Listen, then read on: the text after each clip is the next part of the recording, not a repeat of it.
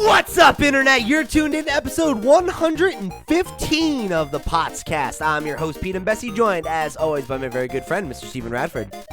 Hello. Welcome back. We are here. It is March. And you know what? Another good week in Nintendo news. I'm happy to report. It is, yeah.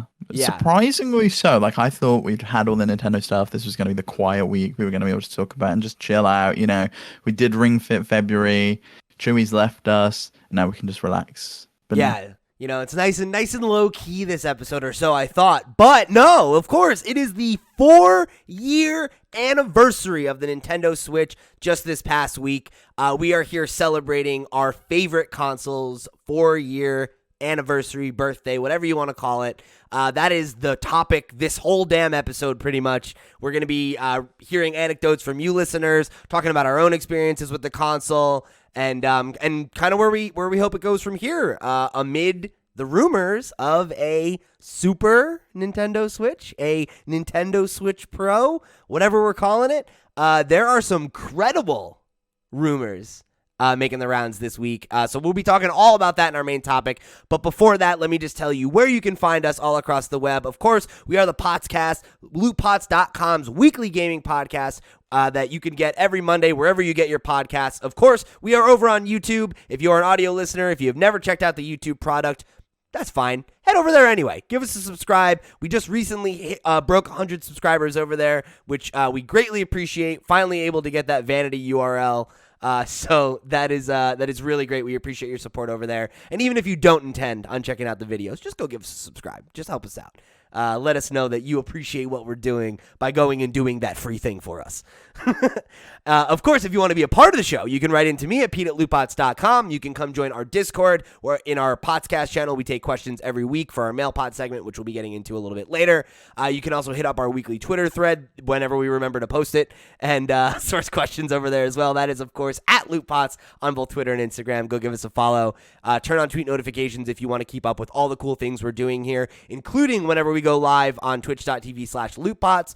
We did take this last week off. I was feeling a little under the weather, but we are planning on getting back out there again this week, probably with some more Ocarina of Time. We've been doing Steve's first playthrough. It's been a blast hanging out with all of you guys. I mean, it's been fun for me anyway. Steve, it's been a bit of a mixed bag, but it's been a good time. Yeah. So if you want to come be a part of those streams, we'd greatly appreciate seeing you in the chat there and getting to know you a little bit better. Were you going to say something, Steve? the sad thing is, like, I'd almost forgotten that we never got out of that belly. Oh, we're not done. And now I've got to finish it all. Yep. Am I halfway? Yeah, you're halfway. Okay. You're probably a little. Is the main boss? You're probably the main a boss little better than that halfway. Spiky thing? Yeah, it's not as bad. Oh, thank God. I don't think it's nearly as horrendous. That mini boss is such a pain in the ass. I forgot how annoying it was until we were in the middle of it. Really annoying. It's like, damn, trying to run in a circle in a game that only lets you move in like 4 dimensions is not easy. Right. and then Doc was telling me to like get a stick out to like do one hit it, and I'm panicking here, Doc. I can't even figure out the buttons half the time. Like, have you seen me trying to Zeg target anything? It doesn't work. I can't do it. And then, of course, last but not least, if you want to go above and beyond and show your support for the show and what we're doing here at LootPots, you can head over to patreon.com/LootPots, where for just $1, you can get access to our Patreon exclusive show After Dark, where Steve and I keep the mics rolling for another hour or so, and we talk about whatever else is going on in our lives. This week, we'll be talking about how Steve actually just got his COVID-19 vaccine. What's up? Hell yeah. So... yeah, we are, after a year of quarantine podcasting, looks like we might be able to open back up into the real world pretty soon, which is exciting. So yeah, if you want to hear all about Steve's experience with that and whatever else we have going on, patreon.com/LootPots. Just for $1, you'll get access to the whole archive of After Dark, which is coming up on 80 plus hours of content of us shooting the shit about our lives. So I think well worth your time. Best way to show your support. Head over there and check it out. So, let's jump into what we're playing this week before we get into, the news and the Nintendo Switch anniversary of it all. I have been playing the same games I've been playing the last couple of weeks between Super Mario Brothers 3D World and Persona 5 Strikers. I've gotten a middling amount more into both of them. Not really worth talking about too much. You can go check out the first impressions that I did on Persona 5 Strikers with one of you listeners, Mr. Zaid Ida. He was the one I did the Persona 5 Royal cast with back in 2020. He came back to chat with me about our kind of initial impressions on the game. We'll be back with full thoughts about that one later, so keep your eyes peeled if you care. But as for what else I've been doing this week, I wanted to just kind of quickly check in with you, Steve, to see how you've been keeping up with Ring Fit. Because, obviously we did Ring Fit February, all throughout February with our pal Chewy Plays. Shout out to him for coming and hanging out with us. And, we talked about it in kind of the debrief episode about how we were all very excited to no longer be obligated to do it every day, but that we all had intended to keep doing it to varying degrees. I think we all kind of said we would probably do it like 3 to 5 days a week. Yeah, that didn't happen. It didn't happen for you? I've worked out once this week. It's terrible. In fairness, though, like I've had stuff on. I planned on working out yesterday, and I'll talk about it after, but the vaccine wiped me out. It was Macaulay's 21st birthday on Friday, so I didn't want to do anything then. And then we were meant to be streaming on Thursday, so I was like, I won't do anything then. So I came up with excuses for myself very, very well. I need to get back on it this week, though, so I'm hoping it's going to be a solid Monday, Wednesday, Friday for me. Okay. I'm not like Chewy. I can do Mondays. It's no problem. It's like I said, Saturdays are the worst. And having to wake up at 8:30 on a Saturday morning, that was rough. Yeah. Didn't enjoy doing that.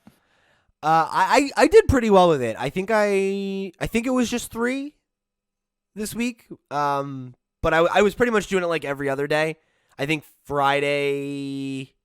I did do it on Friday. I was gonna say I thought Friday, Saturday was the only 2 days in a row I hadn't done it, but I did actually do it Friday night. So I think I just did Monday, Wednesday, Friday. So then if I do it again today, I'll be on an every other day pattern, which is fine. I'm totally happy with that.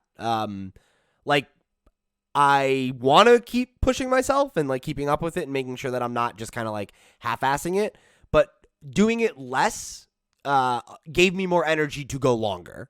So like rather than 10, I did 15 minutes minimum every time. Yeah, I found that too on the day I did it. It was like I'm not so exhausted from the day before that when the thing came up to say you done, I was like, no, I'm nowhere near done. I could have easily gone for another session. I did so finally I just carried on. I did finally get to that section with those stupid squat Those trains or whatever that you were talking about, and I literally Friday, whenever the last time I worked out was, I was doing one, and I literally was like cursing at my Switch. I was like, fuck you, Ring Fit, why would you do this to me? Yeah, and they go slower when you're going uphill, so you have to squat more. And if you stop, you start rolling back, and they're like, don't give up now, and I'm like, fuck you, how dare you, don't you hit the pause button. Oh, it won't roll back. That's smart.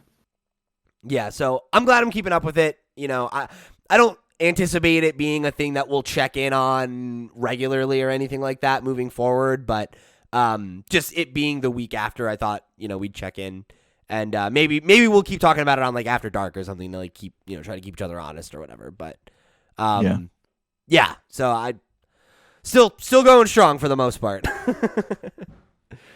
So what have you been playing? So I haven't been playing much this week. I was meant to be playing some Splatoon with Zaid. He messaged me, but the times just didn't align, and we never ended up playing any. So I think we're going to try this week. But I've been playing quite a lot on my Vita, so I installed some more games. But the one I've spent most of the time on is a game I remember playing dearly as a kid, which is the Game & Watch Gallery 4. Nice. And it made me realize how much I love these Game & Watch Gallery games. And they even came to the DS, but you had to get them through my Nintendo. I might see if I can find a couple of copies of those at some point. But I really like these games. I actually want to get a Game & Watch copy, like a physical Game & Watch of Chef. So if anyone has a copy of Chef that they're willing to sell to me for a decent price, then I would gladly take it off your hands. Because that's my favorite one, and I can't for the life of me remember how you unlock it. Like I got 5 stars, I got 5 stars. It told me I should have unlocked Chef. Can't click it on the menu, so I can't figure out Game's how busted, I meant man. to unlock it. Yeah, it could well be. It could be an emulation problem. But I was playing it and like Fire. I was going for like 10 minutes in bed the other night. Macaulay just like turned around and went, "That sound's getting really repetitive and annoying now." I was like, "Oh yeah, sorry, I turned it down," because it's like the same loop of like Yeah. 2 seconds of music that you get over and over again. If you haven't ever played the Game & Watch Gallery games, they're essentially remakes of the original Game & Watch handhelds that Nintendo sold before the Game Boy. And I highly recommend trying them if you haven't. And it kind of makes me sad that these never came to that actual Game & Watch handheld that they did. Like, it only had Super Mario 1. You couldn't play any of these Game & Watch games, and that feels like a lost chance to me. And I hope one day they do a Game & Watch handheld, or the Game & Watch handheld gets hacked to the point where you can just install all of these ROMs on them. I wonder if it to play hasn't. them. It probably has, Yeah. but I don't own one, so I haven't actively looked it up. I know going. to hack it, you have to do some soldering, so it's not like a super easy process. But I'd imagine it will get easier as more and more people want to. Do you like it then? I think it's a nice little thing. Like it's like a very cute little package, and I don't know. Like I think it's worth the asking price if you're into that kind of thing. You know, if you're a collector and you like, it's not the most practical thing, right? But like, I think it's definitely like a cute little piece of tech. Yeah, and I was so close this week to winning a copy of Mario Party E. So I bid up to 50. I was like, there's no way I can justify spending more than 50. And it went for 77. Oh, so you should have done it. 77 is like nothing. Like that's like what? Like $27 more? Come on. Yeah, the same it's like person new in box, was selling. Wasn't it? It was sealed. Yeah. Oh my God, you should have. The same person was selling a brand new inbox Pokemon Nintendo, like Game Boy Color. You know, the Pikachu one. I want to see how much it went for. It was like at 500 and something at some point. Like it was a lot of money for a handheld. I wonder if it's the same guy. Game Boy. I wonder if it's the same guy that I follow on Instagram who just sold one of those for like several $1,000s. Quite possibly, because he was selling a bunch of things, all Game Boy stuff. I had the Pokemon Mini, the Pikachu Mini, like stepometer thing. This might be the same guy. Well. He's like a collector, and he's like constantly selling things and buying new things, and I think this is what he does for a job. Interesting. Oh God, what a dream job that is! Right? Just trolling eBay all day to like buy game stuff and buy, resell. Sell. Yeah, that's like what a dream. What an absolute dream. It's probably a ton of work, but like, oh my God, that would be so much fun. Yeah. So let's jump into the news. Not too much this week in terms of like a lot happened, but there's not a ton to comment on really. The biggest thing is obviously Pyra and Mythra have dropped for Super Smash Brothers.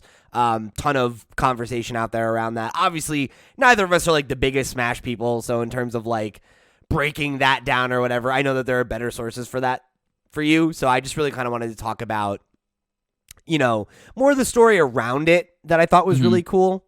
Because no, go ahead. And the fact that you're all about Mythra, but only because she's a good fighter. No other reason, right? Yo, that was so funny. So if you didn't see the reveal video that Steve's referencing, Sakurai always does those like 40-minute presentations where he talks about like the history of the franchise and why they chose the character and how they play and like how they built their moveset out or whatever.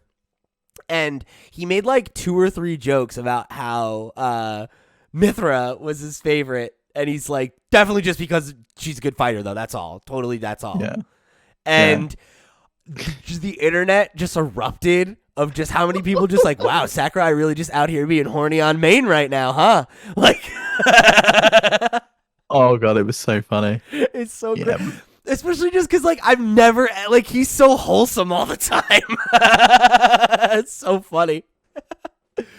I wonder if that's like a Japanese culture thing though, to like be really reserved and not really show your true colors. I mean, like it is, but like I feel like weirdly not with like sexuality. Like for a culture like, that I anime, feel like outsiders what's the word I'm looking for? Perceive as being like more reserved or more buttoned up or whatever. Like they have like a very open, like there's a lot of like comfortability with like sexuality in media and that kind of stuff. Which is weird because in the West we're like super like prudish about it, you know? But they have like sexy game shows and like there's no shortage of sexy anime and you know like all that kind of stuff. Well, there's just this video that Nintendo released, the physics on her whole body. Wow. Yeah, so that was actually what I wanted to bring up. So boob jiggle physics aside, Monolith Soft put out like what I thought was like really actually a really sweet, cute thing. Monolith Soft, of course, the development studio behind Xenoblade 2. They made like this special little video in support of them coming to the game that was like the voice actors like they're receiving their invitation and they're just like, oh, like, you know, I'm joining Smash today. Like, I hope you'll come support me and like whatever. And I don't know. It's sweet to see Monolith Soft, who is, you know, obviously a Nintendo studio, but I don't feel like their projects or their name gets as much attention as like an EAD or, you know, like some of the other A-tier franchises, even something like a Fire Emblem. So like it is cool to see them excited about it and like proud of their character getting the bump and all that. So I thought that was sweet and I just wanted to share it. So, yeah. And also of the two, who's your favorite? Like, you know, we know who Sakurai's favorite is. Like, I like the one with the pink hair. You mean just based on looks? Yeah. Well, I know you don't really know about the fight and stuff, right? Right. Yeah. So I mean, if we're just talking about that, yeah, I'm with you. I prefer Pyra actually. I'm more of a I prefer redheads. So. But we're all beautiful, right? So. Very true. Even we fit. Even we fit trainer with her no face. Yep. There's the guy one too. So he's weirdly more unsettling to me. Something about the tank top and everything. I'm just like, he's like, it's too much of his skin. It's like a mannequin has come to life. Yeah. And I think that's what's so strange about it. It's like, oh my God, nightmare. And I think it's like you see the Wii Fit trainer, like the woman one more. That like I'm just more used to her as like a thing, whereas he just looks like a mannequin man who's come to life and is just like, exercise with me. No, please. Oh God, I wonder if we'll get any Ring Fit representation in Smash at some point. I don't know. I don't feel like it's as popular as Wii Fit was. Like Wii Fit was a big I think it deal. You think it is? Maybe. Like Ring, isn't it like in their top 6 or something now? I don't know. Or something? It was. I know it was the best-selling JRPG last year, which was mind-blowing to me. That was so funny. I saw Imran Khan from, I forget where he is now. Fanbyte. Fanbyte, yeah, he's over at Fanbyte now. He was tweeting about that, and I was just like, what? That's ridiculous. But yeah, I'm saying that without any, like, that was just me shooting from the cuff of from the hip, right? Like, I remember Wii Fit and the balance board, and like that was a thing that like every person I knew who had a and you Wii, saw like the news reports of like old people's homes and people's they were there, mom like, are doing it and stuff. You know, like I remember like I had a few friends who had a Wii that all of a sudden was in their family room because their mom was doing Wii Fit all the time and that kind of thing. So maybe that's just me anecdotally remembering it being bigger rather than whatever, but. Well, Wii Fit sold 22.67 million copies. I don't know how many Ring Fit. 22.6 million? 22.6. And okay. so far Ring Fit's at 8 million copies. Okay. Yeah. So definitely quite a bit smaller, but also, you know, it's got a lifespan ahead of it probably. So we'll see. I remember thinking when that game came out, I was surprised that there wasn't a Wii Fit nod in it. That like you couldn't play as the Wii Fit trainer or something or whatever. It had that weird tank top. Weird, just weirdly gray clothes. Maybe that should be like, yeah, can I like not have a face? Is that an option? Like, can I be just, monochromatic? Yeah. So creepy. But anyway, shout out to Pyra and Mythra making the jump, and shout out to Monolith Soft. Congratulations to them. And Sakurai, watch it, bro. All right, watch it. You gotta make sure that's what private accounts are for. Okay. All right, so let's jump into the main topic here. So, like we said at the jump, just this past, what was it? Thursday, I think it was Friday, whatever. Just this last week, we had the anniversary of the Nintendo Switch. It officially turns 4 years old, which is weird because I don't know. When that came up, I was like, wow, that feels like so long ago. But then I thought about the fact that it came out in 2016, and I'm like, oh, right. And we just did that, so. 2017, wasn't it? It was 2017. You're right. Yeah, and then you got to remember the fact that it's still March 2020, and it's just been ongoing since then. And it's March. It's March 2021 now. Yeah. So yeah, it's time's weird and meaningless anymore. But yeah, 4 years with the Nintendo Switch, and it's just weird to think like, just Breath of the Wild doesn't feel like a game that's 4 years old in my mind. You know what I mean? You put it in, and it still feels super fresh. Like that game could have released today, and it would still be heavy here. And it still feels weirdly relevant. Like, it feels like a game that we're still talking about all the time. Like, what other game came out 4 years ago that you talk about that much? You know, not even Odyssey. I talk about Odyssey. I think we do talk about Odyssey, especially when there's a new Mario game. Like, we're always saying, like, we want a new Odyssey. Yeah, but never in the context of, hey, look, this is the Pokemon Breath of the Wild game. Hey, this is the rip-off of Breath of the Wild that's Genshin Impact. Or, like, anytime you talk about any game, like any open world game, like when we were talking about Cyberpunk, and it's just like, I mean, like, Breath of the Wild, though. Like, you know? Well, like, Horizon came out that same week, right? Yeah. And I feel like that never gets mentioned as much as Breath of the Wild does. Mm-hmm. No, I mean, Horizon is like a sleeper hit compared to Breath of the Wild, you know? Yeah. Which is whack because Horizon's great. But yeah, I mean, it's weird to think about. It is, especially because like we've been doing this podcast like half that time, and that even doesn't. I don't feel like we've been doing this for 2 years, but here we are, over 100 episodes in, so clearly we have. But yeah, so I wanted to just like kind of start off talking a little bit about like some of the numbers and some of that stuff, and you know, and then kind of getting into our personal histories and we have some anecdotes from the listeners. So this I thought was interesting. Matt Piscatella, who we end up citing him pretty frequently. He's a numbers guy in the games space. He works with NPD Group, and according to this is a tweet from Matt. He says, according to the NPD Group's Game Pulse, 4,839 games have launched on Nintendo Switch in the U.S. market through the end of February 2021. 1,530 released in 2020 alone. That's a lot of games. And then they show the chart, and it's wild. It's wild to see. We had like looks like maybe just under 400 in 2017. And just absolutely eclipsing that here 4 years later, right? Like so many games are coming out on Switch. I mean, I want to talk about like that because 2017, when I first got that console, and I didn't get it on launch day, it was sold out. I ended up getting it, I think, 3 weeks later in April, maybe. And I remember just being so hungry for anything. Like that was the point where if you were an indie game and you were on the eShop, you were getting bought. I remember buying. Yeah, I bought Snipper Clips. I bought that like geometry shooter game. I remember buying that. Blaster Master Zero. I got the racing game that's like a ripoff of Wipeout. There's like a ton of games that like I only bought because I wanted something for my Switch and there wasn't anything else. Yep. Because Nintendo were doing that thing of like, we're gonna tell you what's coming next month, and it's like then they would tell you like this month is this game, this month is this game, this month is this game, and it was such a good strategy. Yeah. Like such a good strategy.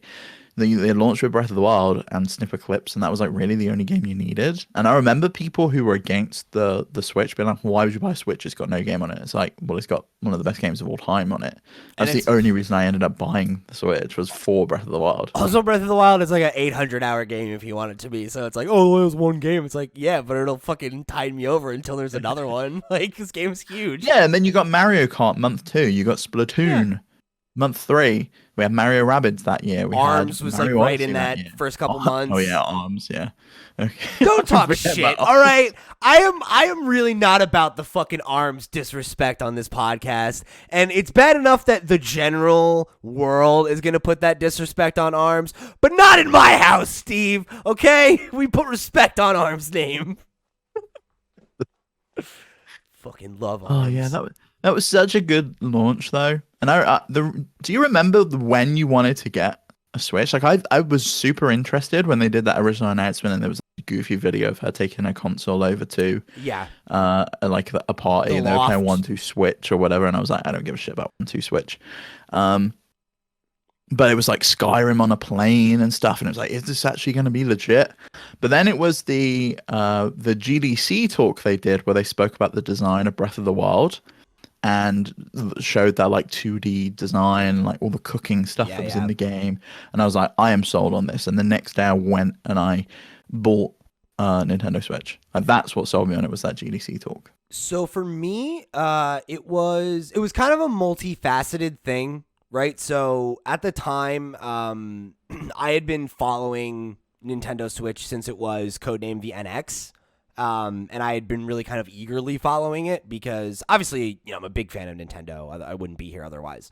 But during the Wii U era, I actually, speaking of Wii U, I wanted to point this out. Somebody asked Matt Piscatella if there was a similar comparison for Wii U, and he said that total, it was like 980 titles had been released on Wii U, which So is less than like the first year, really.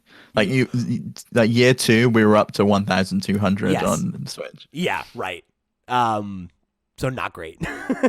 But yeah, so I had been a Wii U owner, and I felt really burned by the Wii U. I bought it early, and I supported it, and I really believed in it, and I wanted it to succeed, even though it felt like it was behind the competition, frankly, right, and that it didn't really have a clear vision. But the software was good, and I was like, well, when the Zelda comes, when the Mario comes, like when those things come, that'll be enough. And obviously they didn't come. And going into the Switch, I was wary because there was the news that Nintendo had combined their home console and handheld console divisions, and that was part of the rumors swirling around the NX that it was going to be this hybrid console. And I remember thinking that was a brilliant idea because the 3DS, the DS, right, like Nintendo's handheld stuff had always been strong. And even during the Wii U era, the 3DS had lots of games that were worth playing. And arguably, I think most of the Nintendo games that were making a splash were coming out on their handheld consoles more so than on their home consoles. And Well, they had that weird system of, if it comes to Wii U, we're going to port it to 3DS because the 3DS player base was so much bigger. right. And it was kind of like, well, why do I need to buy a Wii U then? Because if I'm only going to play most of these games handheld anyway, I know Super Mario Maker's coming to the 3DS. I'll just wait for it to come there. Yep. Yeah. Same with Smash. Like, that came to the 3DS, and it was, I know, a place where a lot of people played that game. It was a bestseller. Yeah. So I mean, that was a thing where, like, knowing that was the plan, or like thinking that might be the plan based on rumors, I was like, that sounds great. Let's see it. Right? What's it actually look like? And it wasn't until that presentation of the commercial that we all memed into the ground, and then it ended up being exactly true, of this millennial, right? There were no kids, there were no families. It was young single people living by themselves, playing a video game, and then hopping on a plane or going to visit their friends or whatever, and taking it with them and playing games in this party environment. And like that is the Switch. And like, maybe not now, right, but like at least in the early days of the Switch, that was the novelty of it. Like I've told some of these stories before, but if you're a new listener, like I remember the first Christmas after the Switch came out, and I was living with my dad at the time, and I remember all my friends who like didn't live where we had grown up anymore are like home for the holidays, and people are off work and everything. So like you have those moments of like, oh, it's like we're kids and we're gonna get together and play video games together. And I was playing ARMS with a bunch of my hometown friends, and I remember we had been playing for like maybe 2 hours or so, just passing the sticks back and forth and going, and a bunch of them smoke. And I remember one of them was like, all right, I'm ready for a cigarette break. And a bunch of them were like, all right, yeah, let's go out and smoke. And I was like, well, why do we have to take a break? And they're just like, and I remember literally the room erupting like, oh shit, like, yeah. And we bring it outside and stick it on, there's like a bench in front of my dad's house, and we just keep going, and like I brought it to the bar that I used to go to every Monday night with my friends, and we would, I'd bring the Switch, and I was friends with the bartender. We'd hook it up and play Mario Kart. It was, oh, we're going to play Mario Kart, and like take it to the movie theater. I remember the day I got it. Bringing it with me to the movie theater. Logan, the X-Men movie, came out that day. And I remember my friend Lex and I went to the theater, and she's like very anxious about like time and seats and stuff. So like we go early, and I was like, oh, cool, I got my Switch. You want to see this? And we just sat and played Breath of the Wild for like 30 minutes and waited for the movie, And it was those things that like the promise of that was what got me in and what sold me on it. And the fact that literally the day I bought it, I was like, oh my God, this just works. Like, it just works the way they said it would. And like, I remember thinking, like seeing the video and like doing a podcast afterwards. And I'm like, I wonder if the transition between screen to dock is actually that fast. Like, yeah, and like all these things that you're like, is it really going to be like that? Or is this just marketing material? And it was just like that. It lived up to the hype. It had a vision. Yeah, it was better than I ever could have imagined. And like I remember there was that goofy leak. Remember that looked like a diamond, like it was like a PS Vita style thing. And it was like a controller with a screen on it and shit. Yeah. And it was like I was like, oh, is that really what it's gonna be? But then you obviously had the Joy-Cons. It's like take them off, and you don't need to get a separate controller. It's all there in the box. You can play 2-player games immediately. Day one. Which no other console let you do. It was such a good package that it was hard for people to say no to. Oh, man. And yeah, the games weren't there at launch. Like there was only one game, and if you weren't a Zelda fan, then yeah, maybe it wasn't for you. But that first year, when you get Mario Kart, Splatoon 3, and the first proper 3D Mario game since Galaxy, it's like, wow. Slam dunk. Like, Yeah. I don't think there's a console with a better launch year than Nintendo Switch. No way. Like the contenders for Game of the Year that year was Breath of the Wild or Mario Odyssey. They were the only two games that with people were talking Horizon about. in like a distant third place. Yeah, it was like that wasn't coming anywhere near Breath of the Wild. If you'd given it to an open world RPG, it was going to Breath of the Wild. Yep, and like rightfully so. I mean, the Switch is fantastic, right? Like, I don't think it can be understated how the Switch single-handedly saved Nintendo, I think. Nintendo had kind of become a joke during the Wii U era, and like it was this thing where if you were a Nintendo fan, you were constantly defending them or making excuses for their stupid decisions, or being like, I wish that they would do this. I pray that they would do that. And well, even after the Switch was released, though, I remember having conversations on this show about it. It's like, when the fuck are they going to drop the 3DS? It was like, we'd have a Nintendo Direct, and they would be like, and it's going to be like 15 minutes of 3DS games. It's like, why are you still releasing like the Mario Party collection on 3DS, but you're not going to bring it to your latest and greatest Switch console?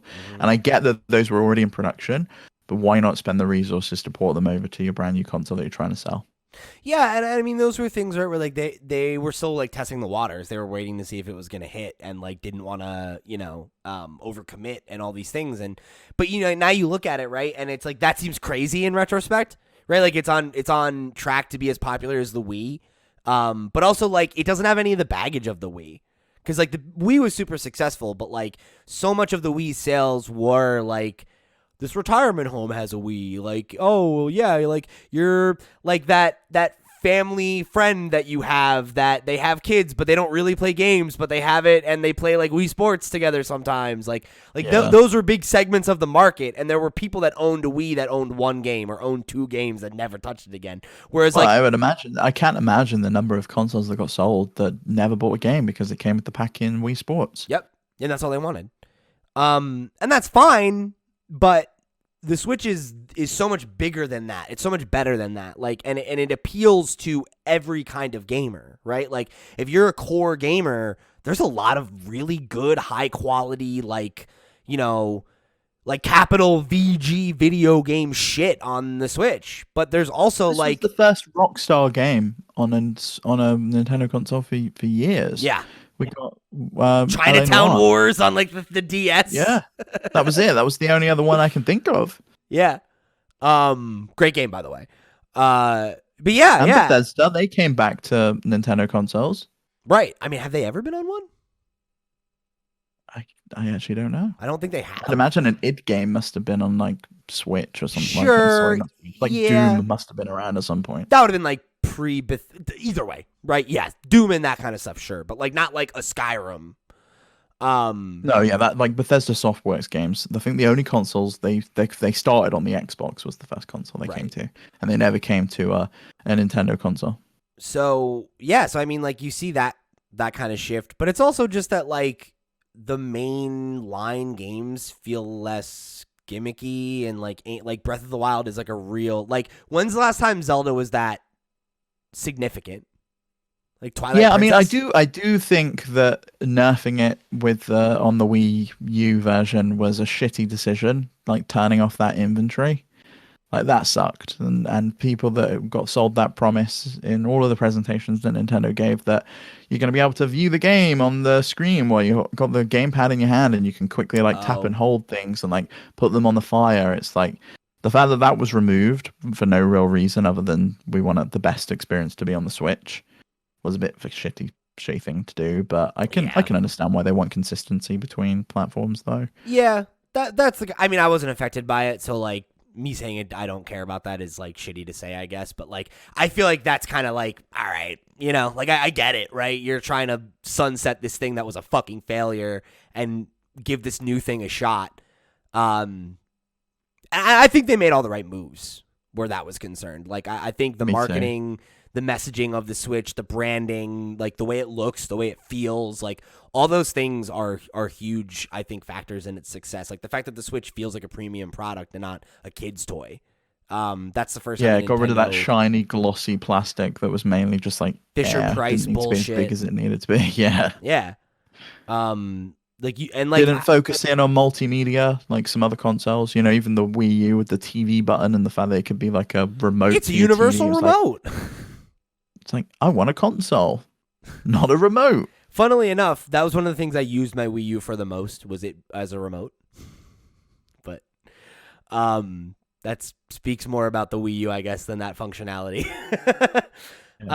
So yeah, I guess before we get into some of the, we got some anecdotes from some of our Patreon supporters in terms of how they got their Switch or whatever, but let's just quickly tell those stories, I guess, too, right? What was your journey getting the Switch like? So for me, I saw that presentation that we discussed, and I literally the next day I went and pre-ordered it at my local GameStop, and I remember showing up that day, and it's a console launch, so it's kind of tough to gauge because they're either insane or they're really quiet. Yeah, especially the only console launches I've been to have been the PSP, which was stupidly quiet, and the Xbox Series X, which was stupidly quiet because of COVID. Right. So both of those are obscure, anomalies in the chart. Right. Yeah, and I think at least where I lived, the Switch release was a big deal, right? The mall in the town I used to live in, they did a day one event kind of thing, and it was at this time you can show up. And I got there 15 minutes early, and I was way in the back. I ended up being in the overall middle of the line, but when I got there, it was already it's one of those mall GameStops, right? So it's line starts here. it goes out this way and then curves and then curves and then curves again out the door. And then people were out the store, right? So I'm like, Wow. I'm at the end of probably the first coil, so I'm maybe. So you're in the store. Yeah, I'm in the store. So I'm there. I'm there Too like. bad. No, I didn't wait that long, but I'm like there 20 minutes early, and I'm like the 30th person there or like the 20th person there. So it's like people showed up, right? There were a lot of people who came for this thing. And I've told the one part of this story for sure. I remember where I'm waiting in line and they have like 3 or 4 people. There's like 2 people working the registers and like 2 other people are like running in the back and pulling stuff up and getting everybody's stuff because it's all like number ordered. So like whatever you pre-ordered is in a bundle with your name and a number on it basically. So this guy is like, what's your number? What's your number? What's your number? So I'm like, oh, okay, this is my number or whatever. And I was like, yo. Oh, no, I didn't even say it to him. I was like, man, I really wish that they had the dual blues. And I just kind of said it out loud to another guy I had been chatting with in the line. I was like, I kind of wanted to pick those up. And the guy who had just asked me my number, he's like, yo, I think we got one in the back. You want them? And I was like, take a look. And he goes in the back and then he pokes his head out again and he whistles. And he's like, he's pointing at him. He's got him in his hand. And I was like, yeah, bring him over. Fuck it. Let's go. So I actually posted the picture on my Twitter the other day of like all of the stuff I bought day one. And like I bought everything. I had the case. I had an extra set of Joy-Cons. I bought the Pro Controller. I got Breath of the Wild. I got Puyo Puyo Tetris. I think that was it. I was stacked. Like, yeah, I got like everything. What about Bomberman? I remember that came out. I didn't get that. I thought about it because I like Bomberman a lot, but never got around to that one. Yeah. I think I bought Puyo Day 1. Maybe I bought that later. But either way, I went ham and have not regretted the decision. Yeah, so for me, like I spoke about how I saw that GDC talk. That was after the Switch was already out. I didn't pre-order the console, and for a few weeks it was like impossible to find anywhere. Like, I was looking, couldn't find it anywhere.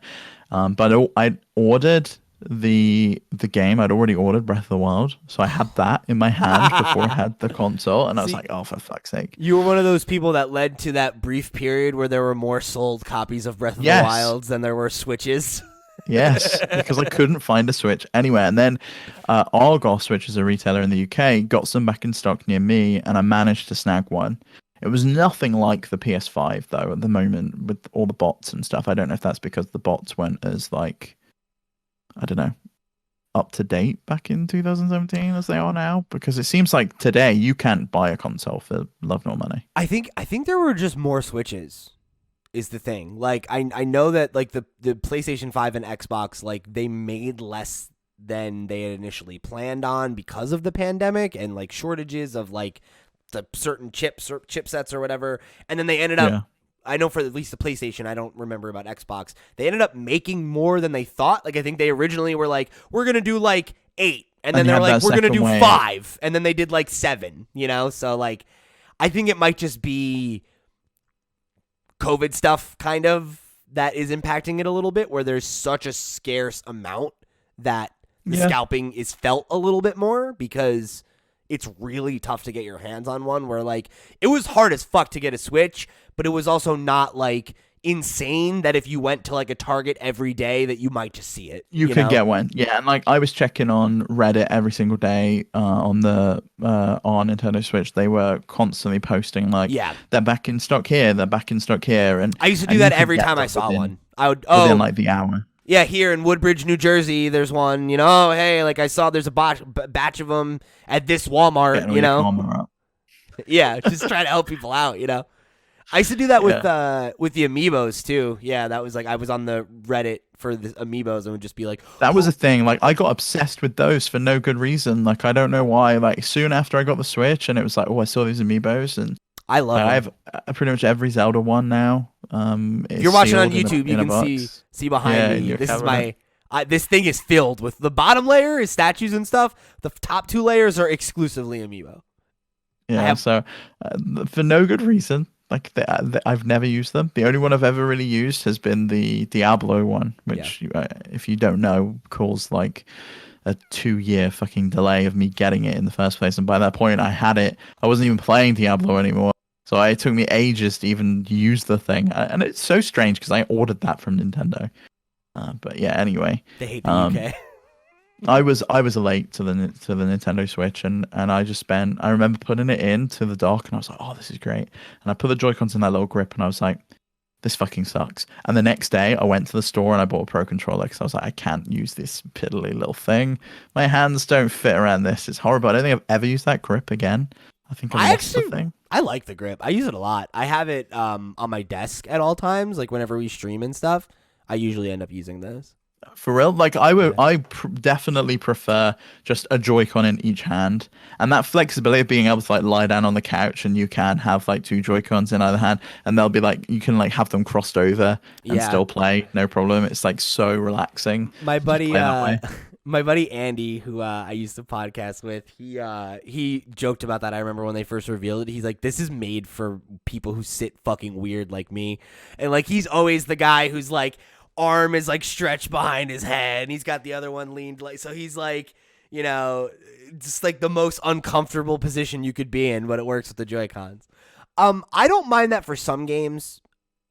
Some it feels weird, like on like a platformer, like I just want a controller in my hand, and like I find that the sticks aren't precise enough on the Joy-Cons for platformers. Like 3D World, for example, I've had to use the Pro Controller. I just don't find I've got the level of granularity I can get in a bigger stick. And that could also be because I've still got one of the wonky day one blue Joy-Cons I never got repaired. And so it constantly loses connection. That's probably why.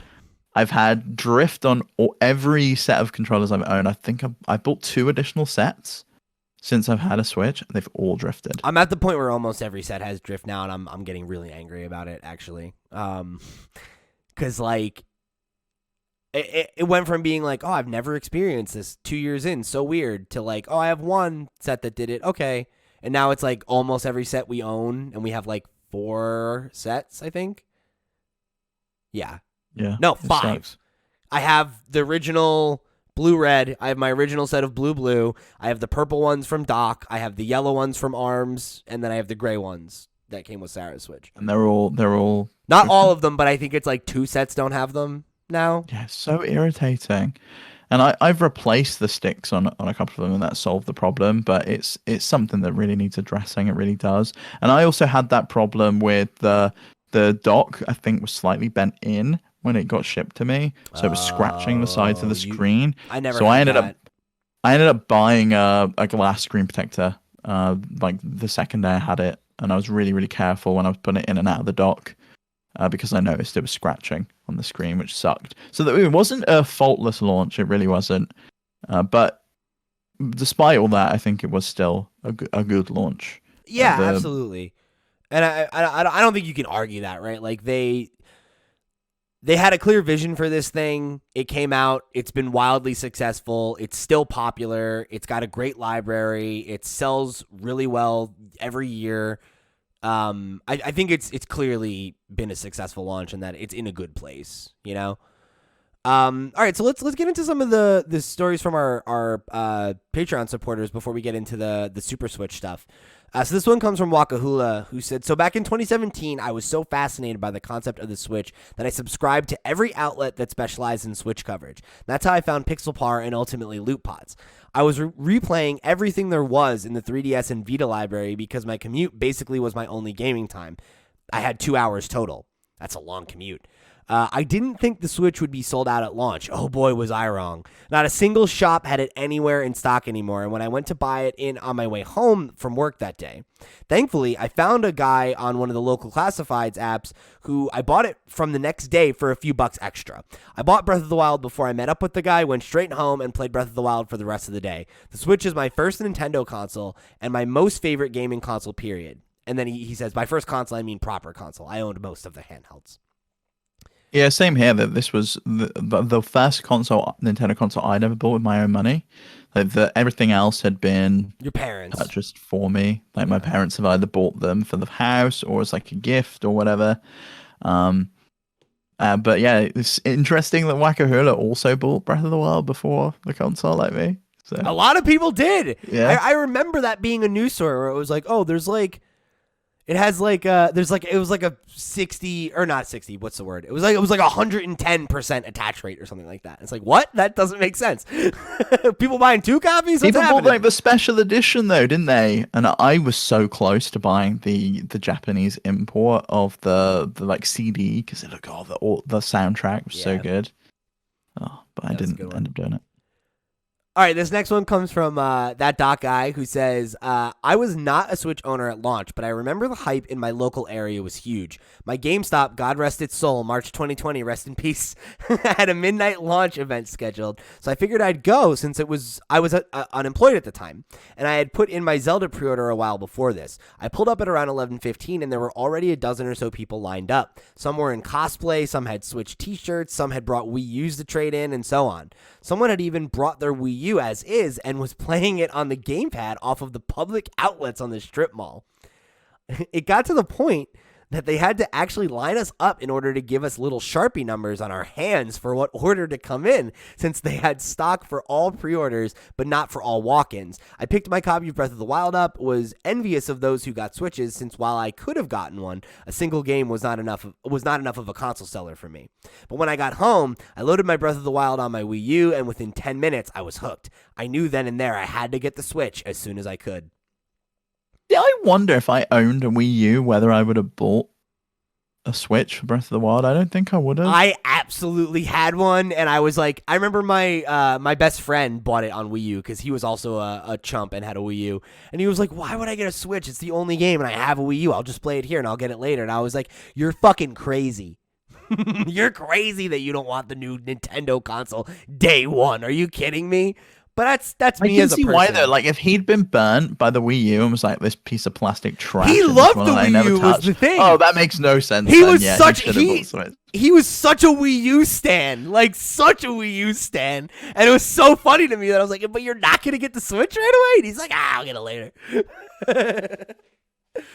Oh, that's always been his vibe though. Loves video games, but he does not give a shit about playing things that are like new. You know, he's like, I'll play it later.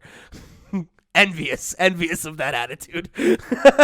Me too. Like, can you imagine if you could do that? Like, just buy a game when it's reduced to like $10 rather than $70 at launch because you didn't care about it being brand new, or like being in the metaverse, in the zeitgeist. Yeah, like my buddy Caleb from my band. When Ghost of Tsushima came out, he was like, "Oh man, I really want to play this. It looks so cool." But he is also like very, very casual. Like he plays maybe one video game a year, right?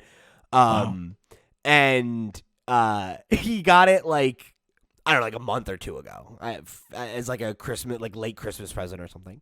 And I remember he was like finally like booting it up, and he's like, "Oh my god, I'm finally gonna get to play!" Like I'm so excited. I haven't seen anything about it, and I'm like, how is that possible? You know, like, and of course, right? If you're not a psycho like us, like it's really easy to not see video game coverage. But like I was like games that I've been super excited about, I've just been so angry when I've even seen anything. Like, you know, when the Last of Us 2 stuff all leaked before it came out, and it was like, oh, for fuck's sake. I was like I gotta mute all these words on Twitter. Yeah. I was like, I don't want to see anything. And I know people have been like it about WandaVision, because I see everyone just talking about, like, don't mention WandaVision, don't do this, don't do that. I have no fucking idea what WandaVision is.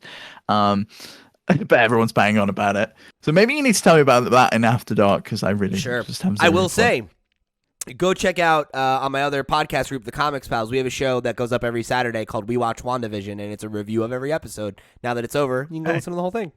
There's a plug.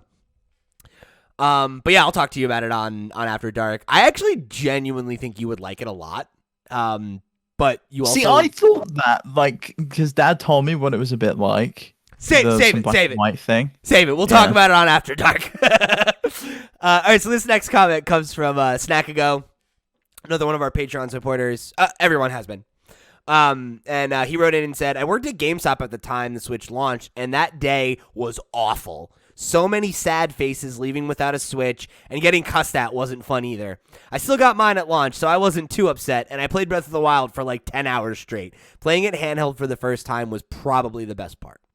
Oh man, gamers can be pricks, can't they? They really can. Especially like GameStop employees. I feel like every GameStop employee I've ever met has like 90 stories about how some gamer was like making small talk with them and then all of a sudden like fucking cursed them out or some shit or like whatever. Yeah. People are dicks.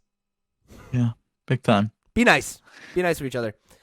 How does it work though? Like if you work at GameStop, and I want you to write in and tell me, Zaid, because do you get like first dibs? Oh yeah, you do. Stock comes in. Do you really? Oh wow. Okay. And maybe it doesn't work that way at every GameStop, but I've known a lot of GameStop managers in my day. Quite unfair. Yeah, you totally get first dibs. Totally. I guess that's a perk of you being there. Yeah. Maybe that's where all the PS5s are going. Like, GameStop employees are just buying them and selling them online. Yeah. I think that'll get you in trouble, but all right. So thank you to everybody who wrote in with their anecdotes about the Switch and picking it up. Some great stories there. So let's jump into the Switch Pro and what's going on there. So this week we got a report from Bloomberg that specifically came from Takashi Mochizuki and Sohee Kim. Takashi, of course, been with Bloomberg for a long time, is specifically like one of their Japanese correspondents and does like specifically write about games, but has broken a lot of Nintendo news. Yeah, so I think it's more that they have sources in the supply chain. Right. So there's a lot of like sources that they've reported on previously. That's not necessarily always Nintendo, but they have also been the one that broke the Switch Pro. Like they also, do you remember they broke the like battery life revision and all of that stuff before it came out? You meant Switch Lite is what you just said. Yes, they broke the Switch Lite, and then they also broke the news of the revised battery life model. Right. With the slightly different screen. Yeah, that's a good clarification. That was what I meant, is like they have specifically broken Switch hardware news in the past because of their their beat. And then Sohee Kim is relevant to this story because she's also a tech reporter for Bloomberg, and she often specifically reports on Samsung stuff, which is very relevant to this story. So the kind of the way that I first saw it come into my lexicon, the way that I think a lot of people first saw it, was that Wario64 tweeted it out shortly after the story dropped. And I'm going to just quickly read his tweets because I think it sums everything up really well. And that way we don't have to like pull from the whole article. I highly recommend you go read it yourself from Bloomberg. Again, this is Bloomberg, Takashi Mochizuki and Sohee Kim. This is up on March 3rd. Great piece of journalism here. So Wario tweeted about it, and he said, Bloomberg reports that a new Nintendo Switch model will have a 7-inch Samsung OLED 720p display with plans to unveil later this year. Displays in mass production starting in June with initial monthly target of just under 1 million units. He then followed up with another tweet and said, the new Switch model will have 4K resolution when docked for TV mode. OLED will consume less battery life, offer higher contrast, and possibly faster response when compared to the current Switch display. Switch and Switch Lite displays are 6.2 inches and 5.5 inches in comparison. So to, kind of boil that down, right? So we're talking about an inch extra screen real estate. Pretty significant.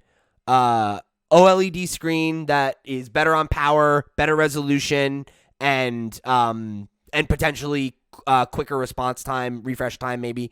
And then will just look better with true blacks like your phone. Yeah. And then also 4K resolution while docked. So those are kind of the main takeaways there. So before we get into, I guess, like the tech and some of the reactions to this news and everything else, this initial news drops. What is your reaction to that, Steve? Like, how did you feel about this initially? Very excited. So I've been playing the Vita recently, as you know, and so I've got the first version of the PS Vita. So you've got the second version there. I've been playing the first version, which has an OLED screen, and it's phenomenal just how you can't see the edges of the screen, even when there's a big black border around, because I'm playing a GBA game that doesn't fill the full 16:9. And it's lovely. Same with my phone, and I've got an OLED TV, so I'm quite fortunate that it's like true black when there's nothing on. And I'm ready for an OLED screen on the Switch, but also I'm ready for those bezels to get a lot thinner. So I think the way they're going to go is similar footprint, same controllers. They'd be stupid not to with how many they've sold, and it's just going to be a slightly bigger screen. Yeah, I totally agree. I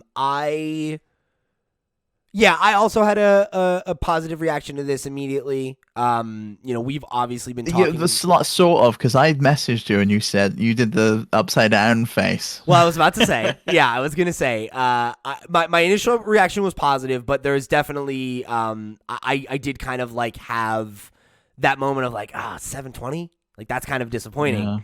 Yeah.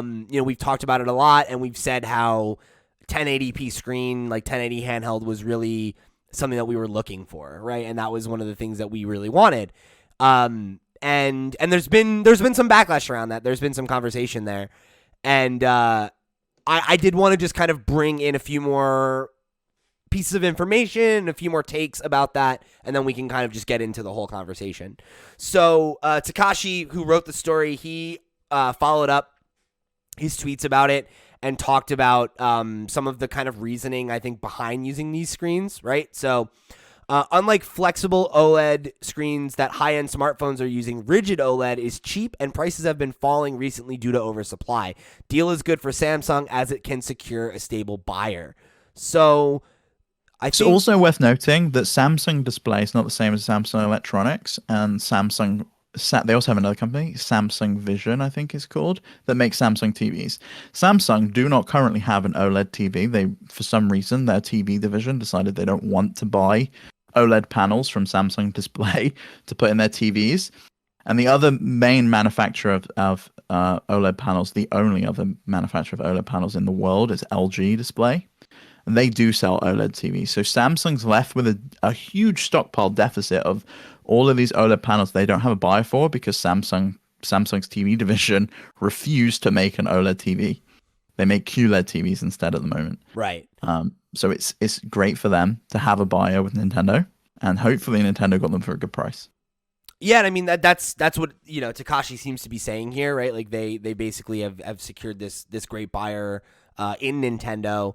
And you got to imagine that because they have this overabundance of them and they're struggling to get rid of them, that prices are probably pretty good, and that will allow us to get a Switch Pro that is ideally like a potentially a lot stronger in its build quality, but isn't a lot more expensive. That you're not paying. I'm hoping it's the same price. I really hope this just replaces the current SKU, and then the regular one gets a price cut, becomes cheaper. Yeah, yep. That's what I'm hoping for as well. And that doesn't seem crazy with this news in mind. And then I also wanted to call out one Jeff Grubb, Summer Games Mess, Venture Beat, Jeff Grubb, well known. He tweeted out a thread that I thought did a good job of kind of boiling down the 720 versus 1080p argument and swayed my opinion a little bit to the point where like I'm actually not bothered by it anymore because I feel like for what we're getting, it probably is a good compromise to keep costs down and allow us to have better resolution while docked. So Jeff said, "I'm begging you. Before you give your Switch Pro takes, please look at the pixel density of 720p at 7 inches. It's 209 pixels per inch, which is equivalent to a Retina display if you hold it 16 inches away from your face, which you almost certainly do if you are an adult. 1080p in handheld is a waste of power, both in terms of performance and battery. Even on your phone, which probably has super high resolution games, even on your phone, which probably has super high resolution games run at 720p because you won't notice the difference, but you would notice your battery draining in 20 minutes. Nintendo absolutely could have bumped it up to 1080p to get the bigger number marketing buzz, but it is absolutely the right call not to do that. I will be reading and watching your reactions, and I'm going to be waiting for one of you a-holes to say some shit about 720p. Oh, and text and UI would be even smaller at 1080p. And the contrast improvements of OLED are going to be a bunch of the carrot to the, it's going to be much greater than a resolution bump. I can keep going." And then he gives some examples that speak to that.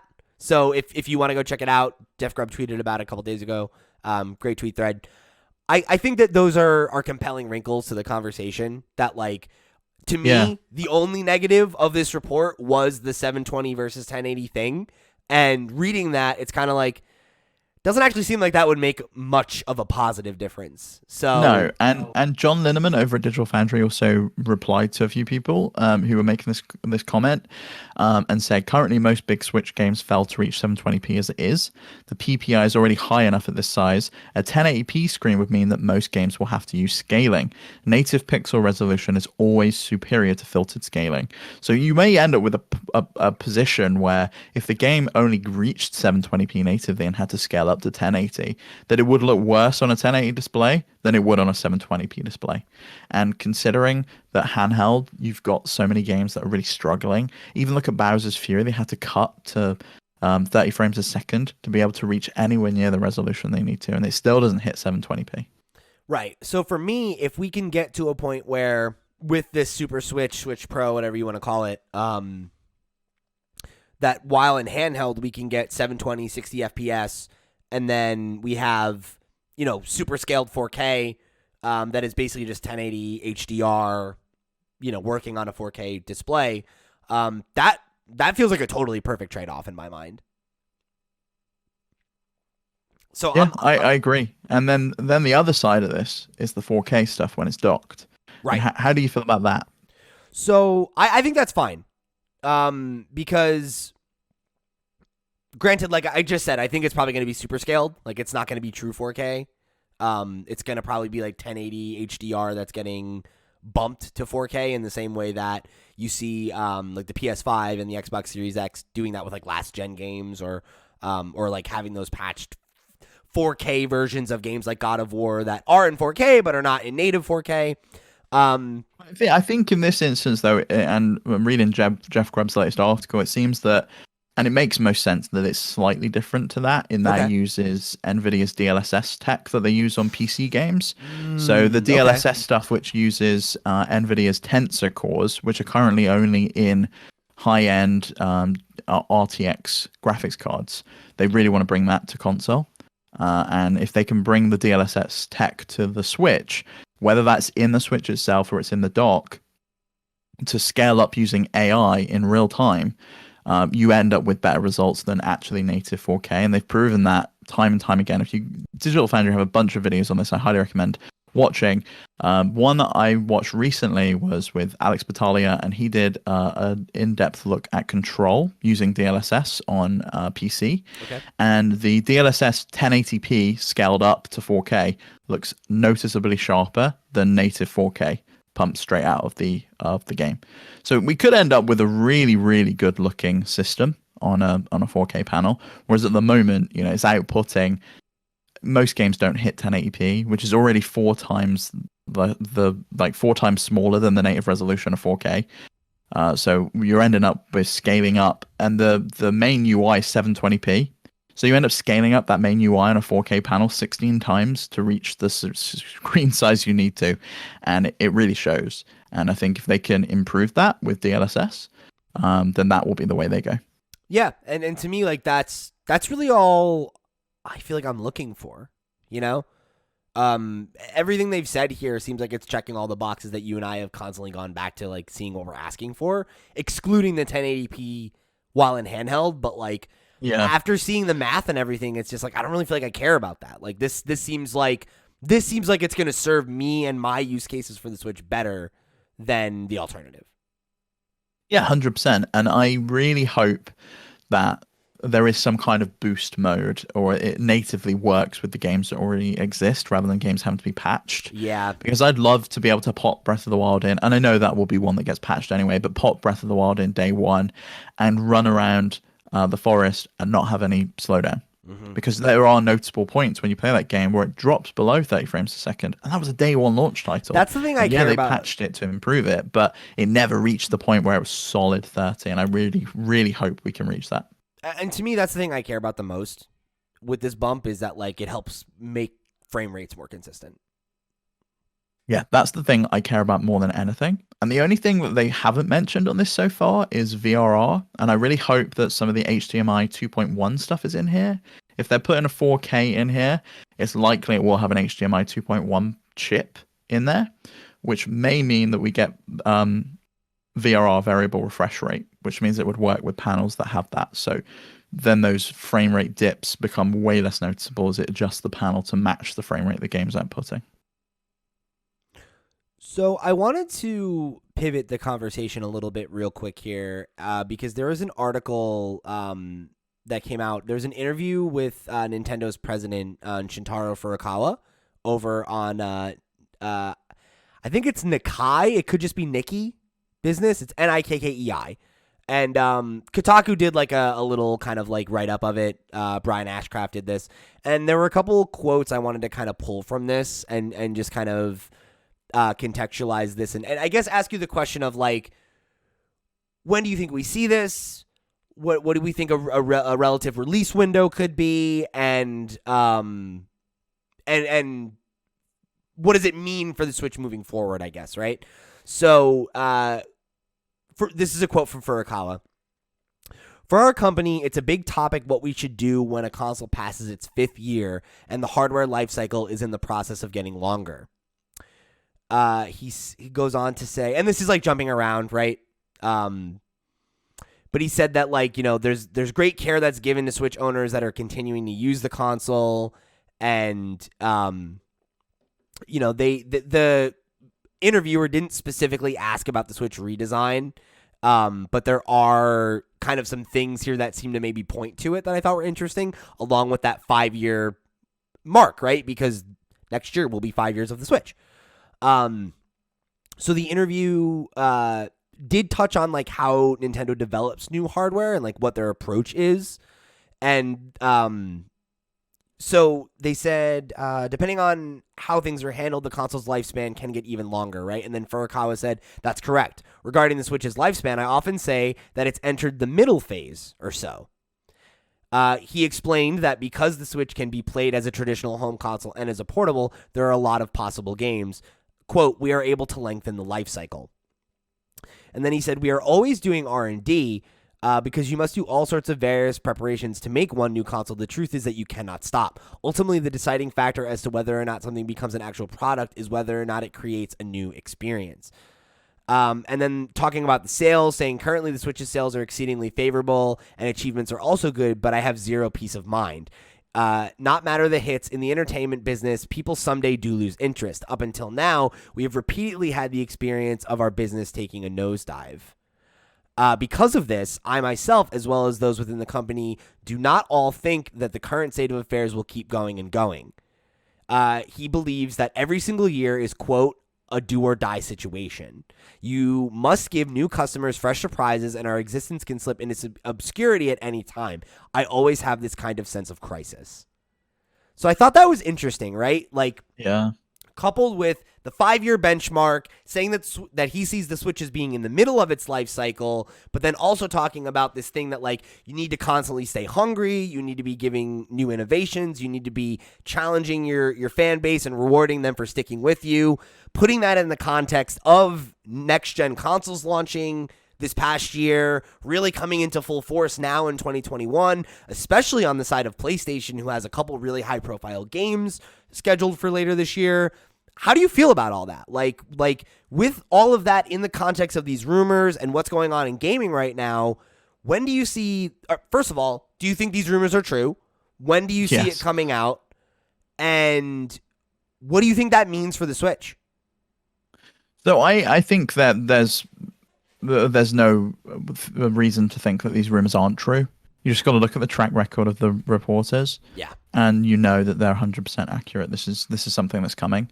And we've been asking for this for ages. So I do think it's true. And I thought it was going to come this year. I really did. But looking at their sales and the fact that it really feels like Breath of the Wild 2 isn't coming in 2021, to me now, it feels like it's next year's game. We've already had Splatoon 3 announced for next year. I really think the Super Switch or the Switch Pro is coming out next year. I think it will be revealed later this year, probably around November time.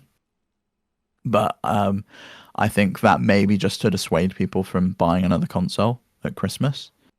And I think it will come out probably by March next year. I think that they will probably hit that 5th anniversary.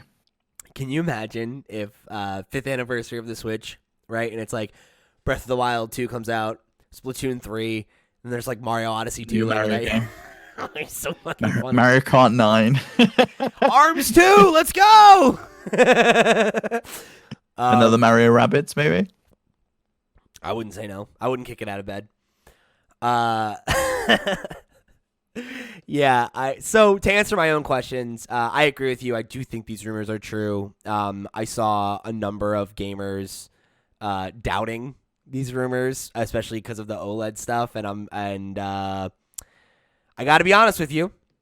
When you say things like that, you prove that you don't read and you don't follow games coverage that much. No offense, but maybe just don't throw out these super hot takes about how a report from somebody who's got a really strong track record from a really respected publication is making things up. Not a good look. I think you can take this to the bank. I think it will be revealed later this year, as we've discussed.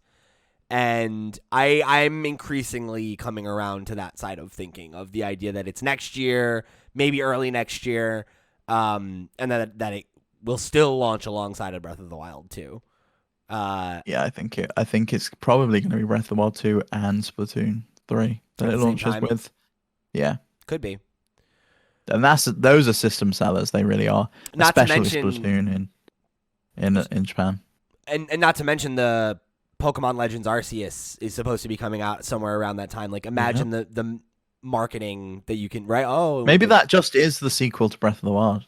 It is just Pokemon Legends Arceus. That would be amazing. They're just like, we changed our mind. Link's not in it anymore. You're picking up Pokemon. You played Zelda. Yeah, and like I can imagine that narrative, right? Of like, oh, like the first truly open world Pokemon game with the power of Nintendo Super Switch, whatever. Yeah, and to answer your other question I didn't answer, I think it isn't the end of the Switch, and I do think every game will be compatible with the original Switch and the new Switch, and I do think that this is very much like an Xbox One X or a PS4 Pro. It's that mid-gen refresh that people have been looking for, that plays games better, and it's probably the place to play those games, but it isn't the only place to play those games. And considering they've sold millions of Nintendo Switches, they would be silly to alienate that gamer base by saying you have to buy a new console. And I think they learned their lesson with the new 3DS. The fact that no one wanted to play those games that were exclusive to the new Nintendo 3DS. And they sold like garbage. It makes no sense to just restrict yourself like that. Yeah, I totally agree. I could maybe see like maybe like exclusive modes or like stuff like that to some degree, but like I think it'll be more like what you're seeing now, where it's like, oh yeah, like you could play Spider-Man Miles Morales on PlayStation 4, but if you want better load times and native 4K 60 FPS and adaptive triggers and all these things, then you should play it on PS5. It's better on PS5, but yeah, no, it completely works on your old Switch. Like I think that's going to be the narrative. I think that makes sense, and it's also proven. It's a proven model. Yeah, it is, but I don't think that is to say that there won't be exclusive games. I could see some third parties being like we really want to get this game ported over, but it won't run on the original Nintendo Switch, but it will run on this Switch Pro at like 1080p rather than 4K. So let's just put it on there anyway. Something I could see too is maybe some of those games like a Hitman 3, which is like one of the cloud version. So but you could play it natively maybe on the new one. That would be great. Still a worse version comparatively, but like you're effectively playing like the base PS4 version of that game on Switch. To be honest, I would love that. Like, I would be so happy to play a base PS4 handheld than anything else. Like that opens up so many opportunities to third-party games that we haven't had. Yeah. At the moment, all of those games that were on PS4 and Xbox One that couldn't be ported, maybe we'll finally see Cyberpunk 2077 on Switch as well. That sounds terrible. But yeah, I think something like that doesn't seem outside the realm of possibility to me. I think that could totally make sense. But But yeah, in terms of like what it means long term, I think you're totally right on the money. I think the idea of it being like more of a 0.5 than a 2 is 100% what we're looking at, and that it is going to mostly just be like quality of life improvements, better performance, better run time, better loading time, all those things, and that it's like, if you're a casual player, things you don't really care about. But like if you are someone who uses your Switch every day, maybe you've got some wear and tear on yours and you're ready for an upgrade, whatever. Makes total sense. I'm so ready for an upgrade. Get rid of those drifty Joy-Cons and get yourself a fresh set, because they're 70 quid anyway. Right. Especially in the context of them saying that they only have plans to produce like 1 million units. Like that absolutely speaks to it being a premium product, That then makes me think, gives me pause that this is the replacement to the Switch SKU. And that this isn't something that's addition. Has a premium price on it. My thing is, I think it will be, but not by a lot. Like if it's $50 more than a regular Switch, that seems I'll pay for it. Yeah. Because like imagine that, right? Imagine it's $350 at launch, and then the regular Switch goes down to like $250. I'd really like to see them though make either a bundle where it comes with a Pro controller, or a bundle where it doesn't come with Joy-Cons, because I think so many people have Joy-Cons and they're just going to be updating their system that they only need probably the base console, maybe a new dock if that exists. But I just need the unit. I already have like 3 sets of Joy-Cons. I've got 2 Nintendo Switch docks. It doesn't bother me, and that Switch will probably still be in use. I'll probably use it as like a second Switch for streaming or something. But I don't really want to buy everything all over again. It depends, I think. If there are, like if it's like Joy-Con 2.0 and like, oh, no drift and it's got new features or whatever, like that, then I'd be like, oh, okay. Part of me really hopes they address drift, but I bet you're like wishing they don't address drift for your predictions. It's tough. Like as a consumer, I want them to, but like I want to win this bet. So I'm kind of like, here's the thing though. I said they wouldn't address it this year.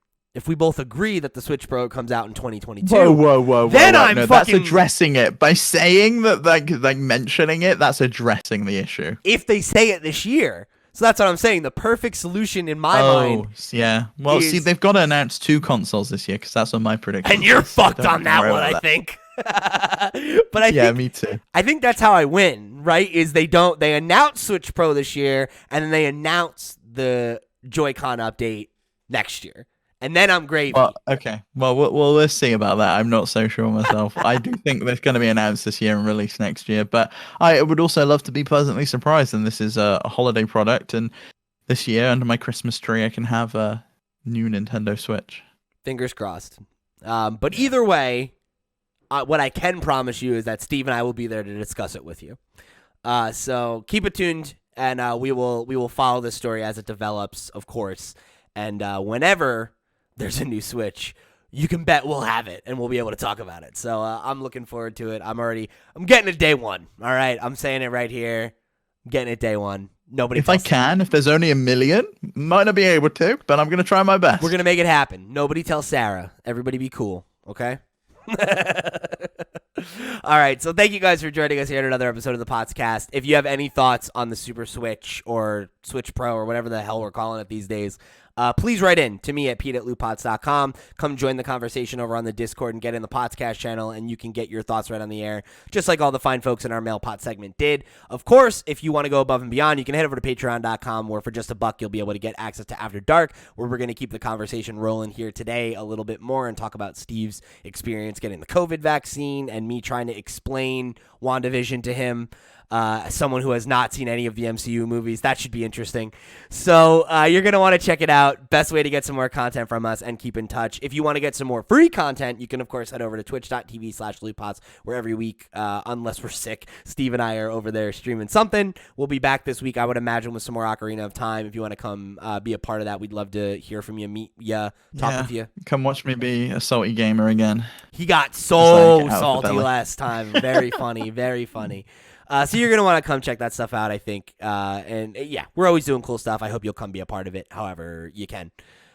So with that, that's been this week's episode of the PotsCast. Hope you're having a good one, staying safe and sane in 2021. And we'll catch you next week. Bye.